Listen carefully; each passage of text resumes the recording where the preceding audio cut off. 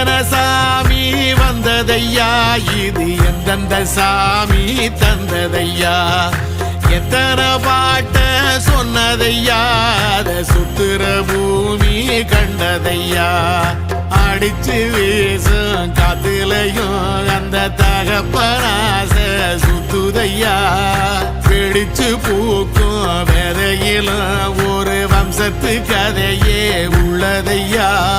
100 தலைமுறை சேர்ந்து செதுக்குன ஈர நலம் இது பாறையா,